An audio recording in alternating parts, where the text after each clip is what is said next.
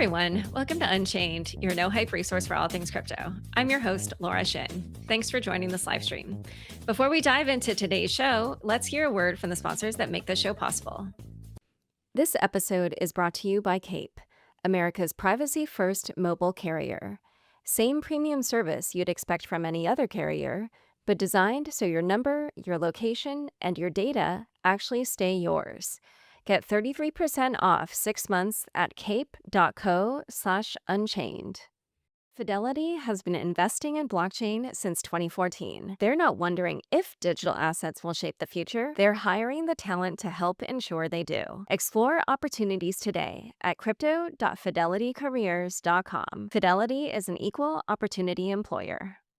Quick plug before we keep going. If you want crypto news without the hype, subscribe to the Unchained Daily. It's our free morning newsletter. The day's most important stories, explained clearly in a few minutes. Sign up at unchainedcrypto.com/newsletters. Today's guest is Tommy Shaughnessy, founding partner at Delphi Ventures and co-founder of Delphi Digital. Welcome, Tommy.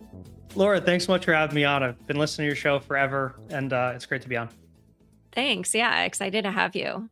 You've had some really eye-opening tweets recently about the AI business model, and those spark some obvious questions ahead of these mega IPOs that we're about to see, including SpaceX tomorrow.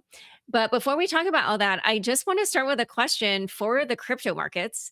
We started the year at about a $3 trillion global crypto market cap. It's now at about 2.2 trillion, and over 600 billion has left over the last 30 days.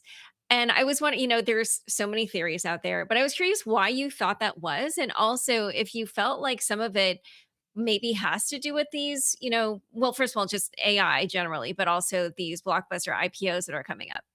Yeah, when you say the numbers like that, now I know why I'm crying on the shower so often. It it makes a lot of sense. I mean, crypto markets have been extremely brutal, right? It's I think it's a mix of things. I think headline for the overall trend has just been outflows to AI deals. Like people have been killing themselves to get into second, third, fourth layer SPVs for OpenAI, Anthropic, and a whole host of names below them.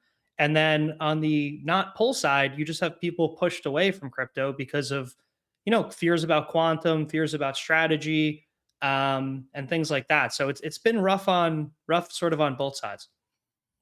And what do you think will happen in the crypto markets these next few months with these big IPOs, starting with SpaceX tomorrow? Yeah, it is interesting. I think SpaceX does well out of the gate.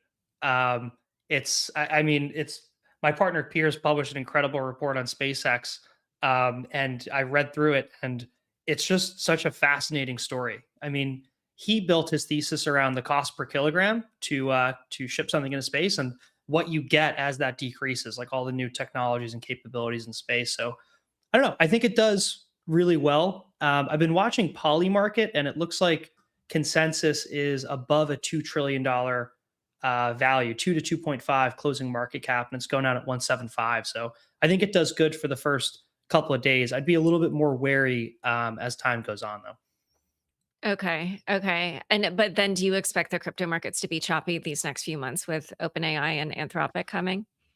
Yeah, it's such a hard thing to reason about, right? Because on one hand, you have people who were never able to access these IPOs, right? Index funds, maybe me and you that couldn't jump in, or just mass retail, and they want to buy AGI stocks, right? They want to tell their friends they're in it. They want to be part of the story, and they use these products all day, and they're exciting, right? And they're more exciting than owning Bitcoin right now. It's just clear. It's hard to argue that. The problem, though, I think is not on the short term, right? Like the floats are small. I think the retail interest is there, and I think the index interest, the passive funds, that's enormous amounts of capital that will be either forced to flow in or want to flow into these names.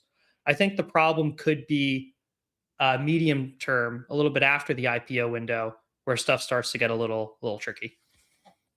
Okay, so yeah, let's now talk about the AI IPOs and just generally that whole business model.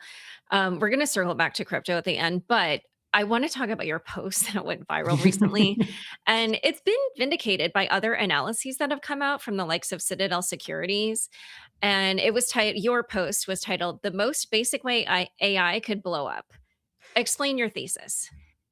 Yeah, it is wild getting 2 million views off a tweet. I just I can't understand how many people that is when you think about it. I mean, my thesis is kind of straightforward, right? I mean, there's an incredible associate within Delphi Ventures. His name is Rawson. He's exceptional on the AI side, and we have an API spend for Anthropic at our company, right? And he kept hitting this wall on spend, which I'm really happy about, right? It means he's killing it with analysis. But it was weird to me because when you get a chat GPT or Anthropic subscription, you get a ton of usage. You get, it's hard to hit a cap on that usage, right? So once you shift from a subscription to an API model, you hit a wall really quick on spend. The subscriptions are subsidized by about 40x versus what you get out of the API. So $200 a month gets you about 8 grand worth of API spend. Now, what I think is happening is businesses are transitioning to these API spends and they're hitting a wall. They just don't have enough money to spend. Uber cut their spending, Microsoft cut their spending. A lot of companies are realizing that, hey, this is just too expensive. And we're used to what we got out of the ChatGPT or OpenAI or Anthropic subscription, but it's just too expensive for the API side. So I think what's happening is these companies are starting to question, where can I get my AI usage without paying $1 zillion? And open source inference providers provide this solution. You can go to Base 10, OpenRouter, Venice, Nous API portal, and get your same intelligence for 1/10 to 1/100th the cost. You're not getting frontier intelligence. You're getting something 80 to 90% is good, but 1% the cost, if not more. And I think that has the potential to negatively impact this whole flywheel, right? Long term, I think we get AGI. I'm very bullish, but short term, what happens is if people churn off, revenue slows. If revenue slows, these companies' metrics and ability to raise capital slows because they got to go to the debt market and say, hey, we might not get this revenue back. We may or may not. It's already pretty exhausted at this point, and that could negatively impact the flywheel. So I don't know. Everything's been priced to perfection recently, and it's been up and to the right. But I think these enterprises are starting to tell their employees you can't token max anymore, and I think that could really negatively impact the current flywheel. So then what do you think that means for the upcoming IPOs? They're sort of like a low float, high FTV sort of structure to start. Um, and I guess earlier in the episode, you did say you feel like they will do well out of the gate, but do you feel like they're going to crash at a certain point due to the competition from the open source models? And like generally, what do you think, should happen or could happen in terms of their revenue? Yeah, I mean, it's. I think they do well out of the gate for a couple of reasons. The first one is the floats are pretty low. Um, for some of these, it's call it sub 10% when historical IPOs have been 10 to 20, something like that. And there is a lot of passive capital, index funds, folks that want access. I think they do well out of the gate. The part where it gets tricky is historically people have aped into these companies because of the stories and the incredible technology with limited to no financials, right? When you're a public company, you now have to start disclosing everything. You know, what are your payback periods? What are the margins? What is the growth? What are subsidy? Like the whole 9 yards are now for the public to debate. And I think that people are going to see if my thesis on the enterprise is getting more cost conservative pan out, that could negatively impact the flywheel here. It's to be seen. I mean, there are a lot of counters to my thesis, like businesses will pay up and they will go to the API and they will use it indefinitely, and there will be no cost concerns. We're not really seeing that from the Citadels of the world who posted like a similar thesis and others. But the metrics do point to that story, right? Anthropic's revenue historically has been like hyper growth. So for that to slow down will be tough, but I think that they're will be some slowdown because I think this stuff is just really expensive. Yeah. A side note, the Citadel piece was called Tokenomics. And before I read it, I assumed it was about crypto economics. And then Same. clearly it was, yeah, it was just about AI tokens, people, not how we define tokens. But anyway, well, so okay. They're trying to shift to this model where people are going to pay for, or businesses really are going to pay for tokens, but there's gonna be this leakage, as you called it, to the open source model. So is there going to be some kind of like striation in the market, or like how are you seeing, um first of all, these basically frontier labs companies, like how are they going to fund themselves if so much activity is going to go to the open source models? Yeah, I mean, it's an interesting world we live in because when you have something that has pretty close substitution for such a low cost, it kind of begs the question, like, is everything right? Right? Like, it's not like you can't access AI through only through the frontier labs. Like, there is an avenue where you can access this intelligence for 90 to 99% cheaper. Like, you can easily port over. And it's very easy to port over nowadays. I'm a huge, Nous investor and fan of Hermes agent. And that's the agent that I use my daily driver. And I hit one key on my keyboard and I can switch models in an instant. I can go from OpenAI to Anthropic to OpenRouter to Venice and then choose my model. It's very easy for most people to switch. And so the cost is ridiculously cheaper. We've already sort of established that. The second thing is the data privacy and data retention key points that push enterprises to these enterprise plans is no longer a monopoly offering. Um, OpenRouter allows private models. Venice has really strong privacy guarantees. They offer models on private data centers. They offer models with end-to-end encryption run in TEEs. So the idea that you can't get privacy as an enterprise too is kind of slowly being chipped away as well. So again, I really just think it's a timing mismatch in my opinion. I don't have access to their financials. I don't have that data to dig through, so I have to go through what I have. But what I'm seeing is just a really cheap substitution for really good quality on one hand. And on the other side, I'm seeing enterprises all over the place hit a wall on spend. And when you put those two together, it kind of makes sense that usage is shifting. So that's sort of where I think is happening short to midterm. Long term, I am a 100% bullish. We get AGI robots and these mass data centers.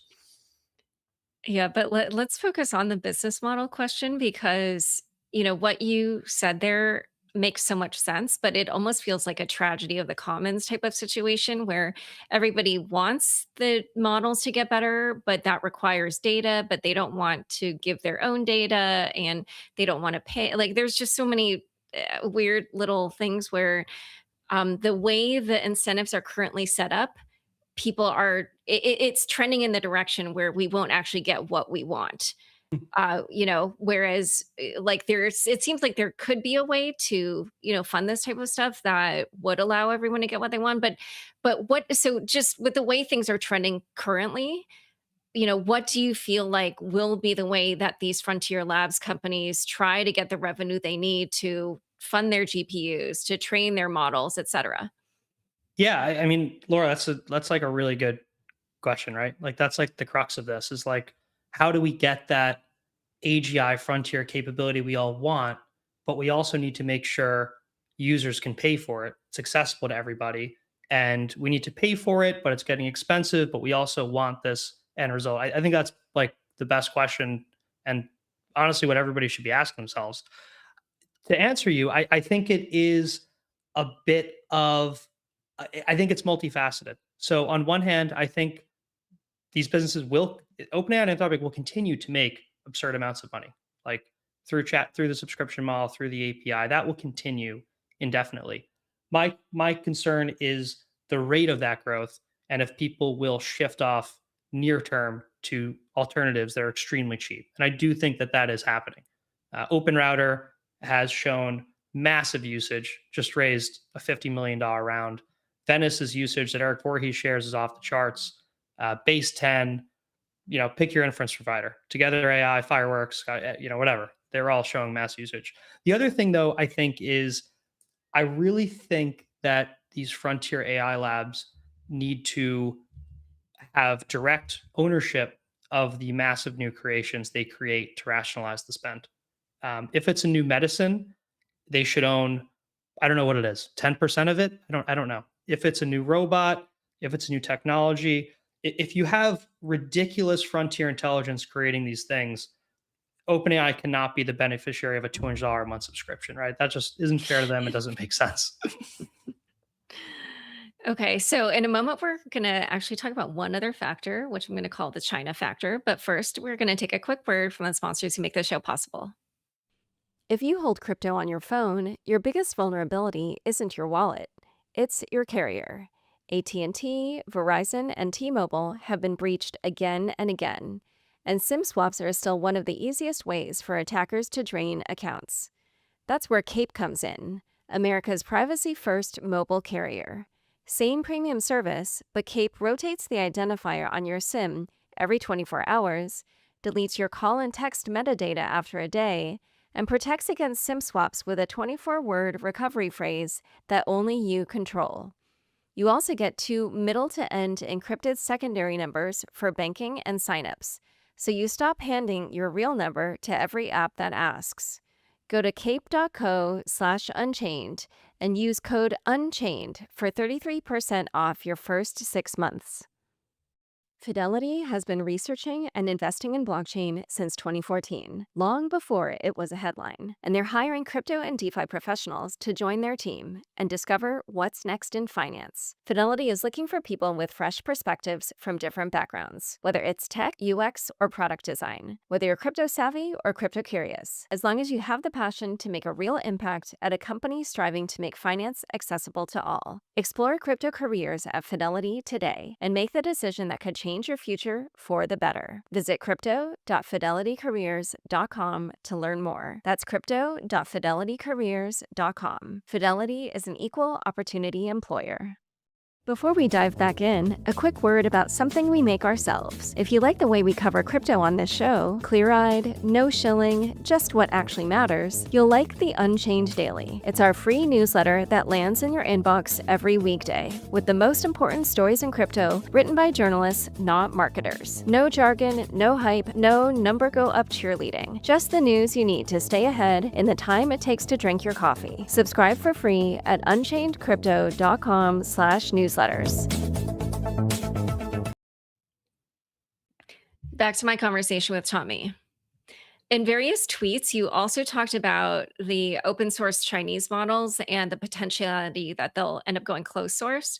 So I was wondering how you thought, the moves of the different Chinese models would affect the revenues at these US companies, the frontier AI labs.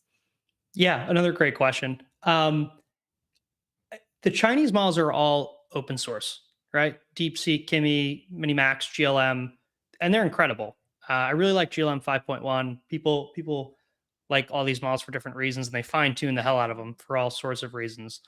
The thing that is interesting is eventually, I think the Chinese models may go closed source.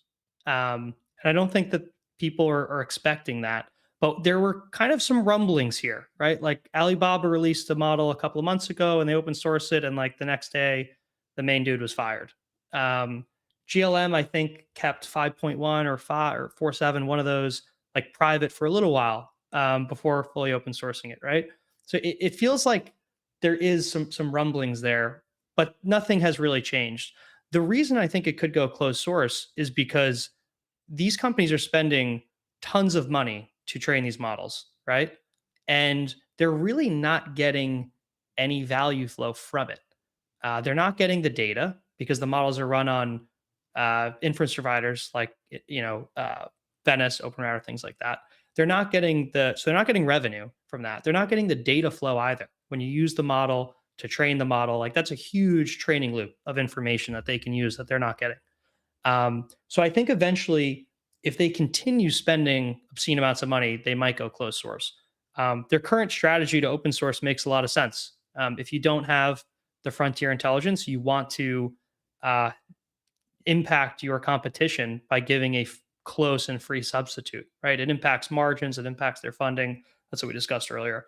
Um, if China does go closed source, though, the models will have to be really good. And they're not there yet. Because if everything's closed source, you're going to pay for the best version and you're just going to use OpenAI or Anthropic. Oh, okay. So you don't feel like okay, so even if they go closed source, you don't feel like it will affect the competition amongst the frontier labs here in the US? I think if they go closed source and they're not better than the frontier labs here, it helps OpenAI and Anthropic because you no longer have a substitute to use away from OpenAI and Anthropic. And two, OpenAI and Anthropic could charge whatever the hell they want because there's no alternative. And if everything's closed, you're just going to use the best. Okay. So I did also want to ask about some news that just came out. The Wall Street Journal reported that OpenAI is considering drastic price cuts in its competition for users with Anthropic. So, how do you see the price wars between, especially those two companies in particular, playing out? Yeah, I think that OpenAI is lowering prices directly because of what we're seeing on enterprises spending too much money. I think that just simplest answer is usually right. I think that there is a lot of enterprises shifting, and if we're seeing it publicly, it means they're seeing it privately way more than we are, right? The second thing is, I think if Anthropic is probably going to IPO first, I'd say. So you want to lower prices and eat into their growth and margins as much as you can before they go public. You want to make their numbers look as bad as you can. So I think that's probably the second reason. Oh, okay. Yeah, that makes sense. Well, one other way that they either compete or that basically the competition between them could be affected goes back to some of the kind of paternalistic features that you mentioned earlier. People have been complaining about how the latest releases will kind of like play cop or try to stop them from working on something. There was a viral tweet that went around where someone asked Fable about mitochondria and whether it's the powerhouse of the cell. Yeah, it, like flag the message saying like, due to security features, like whatever. Anyway, like, do you yeah, it's such an Wow. innocent question, but anyway, do you also see them kind of competing in this way where this kind of big brother behavior kind of also changes and, is another sort of turf war between them? Yeah, there's so many different stakeholders at play, right? If you take the best view of Anthropic in the world and you say this model is actually dangerous. Like if we give this to people and they ask how to build a crazy computer virus that shuts down the entire world without being noticed and it could do it, like that actually is a concern and I get that. And we should protect against that. But generally I view it as big brother fear mongering, and I think it's super annoying. The idea that we're letting some AI lab dictate what we're able to ask and why is a really slippery slope because you just you don't want your you don't want to be told what you're able to research or look at or ask about, right? Like, do you want to be in China? You're not allowed to ask about Tiananmen Square. Like, no, like people don't want that. The other thing too is I just feel like having open source AI is the ultimate solution to the safety issues that everybody talks about, right? Like I don't view it as we should trust 10 people in a room as godlike as they can be. And I'm sure they're incredible people, but it doesn't matter because open sourcing and accelerating and giving everybody this technology at scale to bulletproof it and test it and audit it back and forth and battle test it is the same reason why Linux is the most secure operating system and beats Windows all the time, right? Like you want this stuff open source, you want it to accelerate, you want to get people up to speed, and that's the best way to protect the world. I'm very much in the accelerationist camp. I'm in the Beth Bezos camp, but I understand why people might not be. So I actually, this is the perfect segue to where I was kind of taking this conversation, which is The problems that we're looking at here, they are around, open source versus closed source. They're around censorship resistance. There's issues here with kind of fundraising or crowdfunding could be a solution. And those things are all things that crypto excels in. Reading about all these different issues, it goes back to that tragedy of the commons framing that I had before, where I couldn't help but think, crypto could really help with capital formation, creating decentralized systems, like something that's open source, something that is censorship resistant. It basically feels like crypto could kind of crowdfund the development of those types of AI tools. And I know that there's already a bunch of different crypto projects that are kind of attacking this angle. So, do you see that as being a possibility someday that it could actually solve some of these problems that we've been chatting about? Yeah, I mean, I definitely think it can be, right? I think that a couple of I think a couple of crypto AI overlaps have not come into fruition, right? Like decentralized training is a phenomenal idea in theory, right? Like let's use devices all around the world. They're not being used anyway, and let's train models, right? Um, and it's something I used to be really bullish on, right? I'm really not so much anymore. It's one aspect that I'm happy to cede at this point. Um, it's just too cost intensive and it's just too hard, right? Google released DLoco, which was a phenomenal training mechanism for around the world, and many projects did big training runs. Prime Intellect, Nous, BitTensor Subnet or two, and a couple of others, which were great. And they released decoupled DLoco, which is even better, a couple weeks ago. But it's just really hard. But I think there's other areas where crypto and AI overlap. And at the core, it's at the ethos of open source, right? And that's where it thrives. And I think the easiest way for I currently think the easiest way for that overlap to occur is one, exactly what you mentioned on capital formation, right?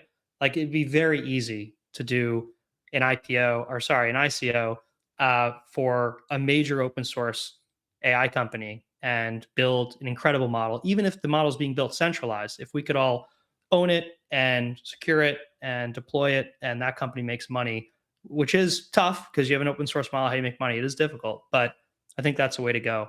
The other one is on the app side and the harness side. I mean, News research with Hermes has been an absolutely stellar release, and it's not a centralized lab. On any given day, and for the past week and month, News Hermes agent is 3 to 4x the usage of OpenClaw and OpenRouter. This is an open source harness, not built by a lab. 150,000 GitHub stars and thousands of contributors continually improving Hermes agent. It's my daily driver on Telegram on my desktop. It's huge.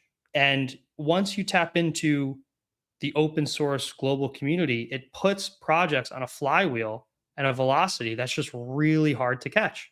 Um, and people argue, like, well, that's not true. Like, the labs are so strong, but like, it is true because Hermes agent is larger than OpenClaw, right? And that's like a key data point. And OpenClaw is incredible, but when you get the open source community involved, it just takes on a new life. Super interesting. So, last question.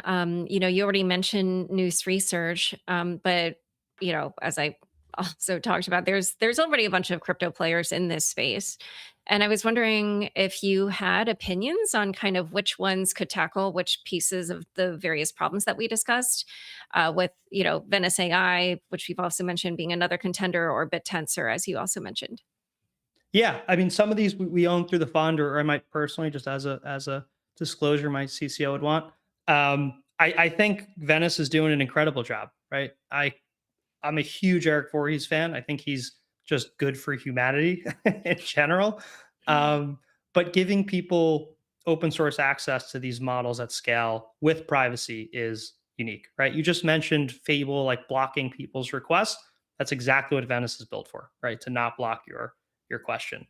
I really like Grass. We invested in them quite a while ago. They're just an incredible company in getting, using 3 million user nodes around the world to get real data for AI labs, right? It's a key deep in use case that just sort of makes sense. We're really excited for Ambient. It's a proof of useful work AI project that will offer one hyper optimized model really well.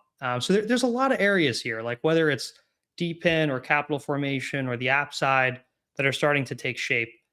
But it's a very different world than what you and I saw, 12 to 18 to 24 months ago, right? Where it was just like these AI reply bots with tokens. That is completely dead. And the only ones that will be able to survive are real infra projects, I think. All right. Well, Tommy, it has been such a pleasure chatting with you. Thank you so much for coming on Unchained. Laura, I love your show, and you've just given the world like an awesome medium to just hear from really good founders and things like that. So appreciate you doing this for so many years, and it's a pleasure coming on. Thank you. Thank you. This weekend will actually be the 10-year anniversary. Damn! Wow! I know. Jeez, I can't believe it. time flies. Yeah. God, Seriously. wow! Time flies when you're having fun. Exactly. All right. Well, everyone, thank you so much for tuning into this live stream, and we will catch you next week. Bye for now. Nothing you hear on Unchained is investment advice. This show is for informational and entertainment purposes only, and my guests and I may hold assets discussed on the show. For more disclosures, visit unchainedcrypto.com.